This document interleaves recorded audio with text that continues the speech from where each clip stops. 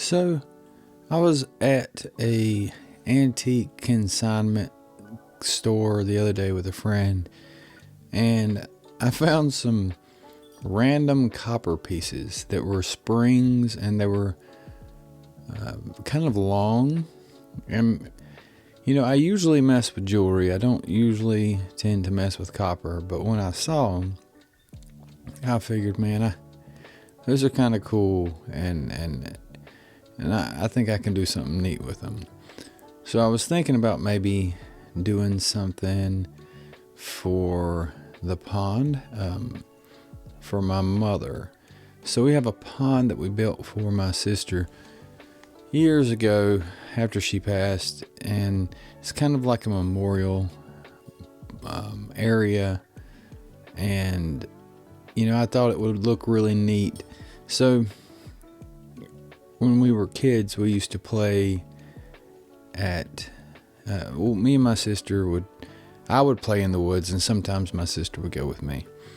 And there was this spot way back in the woods, and it was a pond in the middle of a cow pasture. And I remember me and her and Dad would go out there. I remember looking at planes one day. We all laid down in the field and looked up and watched planes for, it felt like hours, but it was a lot of fun. So cattails were kind of a symbol of that, because there were thousands of cattails surrounding this pond, and I thought they were just the coolest thing. That was probably where I learned about cattails. And so when I saw these, I thought, man, that would make a really neat blade of grass, and it would be kind of springy, so it would blow in the wind. So then I figured, well, let me buy them, and we will figure out the cattail thing later. So I got home, and I had a bunch of copper pipe that was just old leftover scrap. So I thought I'd try to take a bunch of junk and see what I could make out of it. I usually mess with silver and gold, but I thought it would be kind of fun to switch it up for a few days. So here I am punching out holes. So the copper pipe needs to be turned into a cattail. So I need top and a bottom for all of them. So I'm gonna punch out a lot of little copper discs, and then I have to anneal them, because when you punch them out, it makes them pretty hard.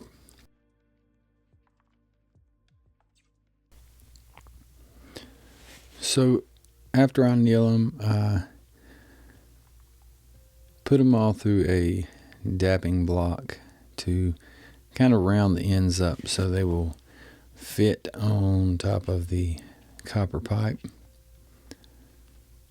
This is also how you make silver pearls, or Navajo style pearls. You'll cut out a bunch of little round discs, and then you'll go through and you will shape them. You'll go from a bigger hole, and then you'll just gradually work your way down, and it'll slowly turn them from a saucer shape more into a round bead looking shape.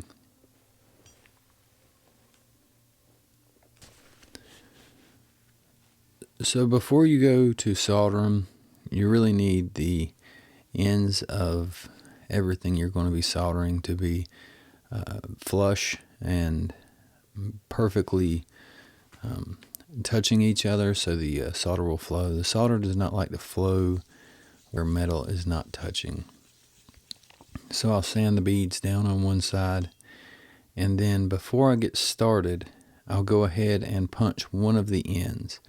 I could have punched holes on both ends, because I needed holes on both ends, but you don't want to solder the beads together without at least one hole on one side, because then as the air expands, it'll blow out the solder joint.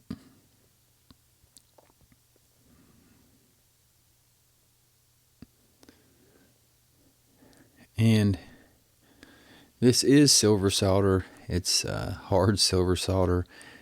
I should have used something different, but this was some solder that was given to me by a friend, and I was trying to avoid using my more expensive nice solder. I'm not really sure where this stuff came from, and there is, you know, something written on it as far as what it is, but I don't know because I didn't buy it. So I just have to take them at their word.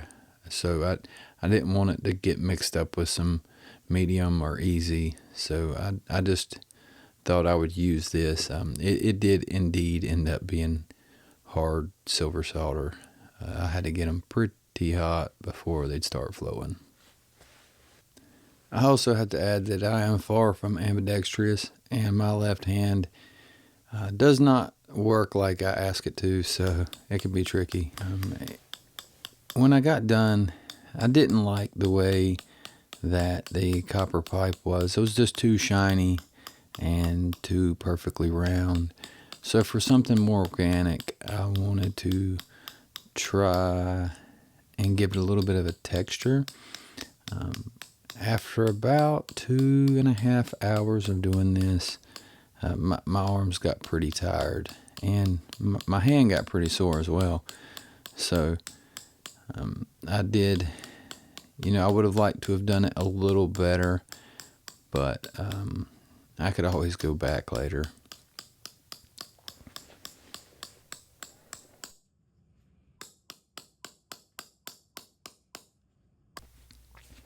So I was trying my best to reuse all junk. Everything that I had was junk. It was leftover copper from random stuff throughout the past. So I had some pretty thick, it's a 8-gauge copper wire, and it was for grounding, and it was a little thicker than I needed it, and I didn't really want to waste that much copper. It was very heavy, very thick, and that stuff's pretty expensive. So even though it was junk, I wanted to make the most out of it. So I went ahead and I rolled quite a bit out. I probably turned it more into 16-gauge wire, and then I went down through and I shaped it. I wanted to make one hole in the cattail bigger than the other, and I rolled the copper out to where the end of it would stick out, but it would be skinnier, so that way it would kind of stop on the smaller hole. I did solder the copper pipe to the wire, but I used some other junk solder, and I really wasn't happy with how it turned out. So I'm glad that I went ahead and did that. That way there's a mechanical stop.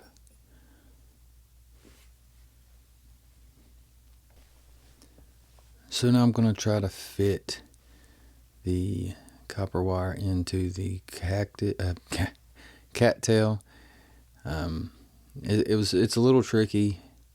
I had to get a flashlight and kind of position it just right. But after I got them all done, I went ahead and wrapped the bottom of them. I tried to make them long enough to where they would drape just a little bit, but not too much, and try to get them all positioned to where they look as natural as possible.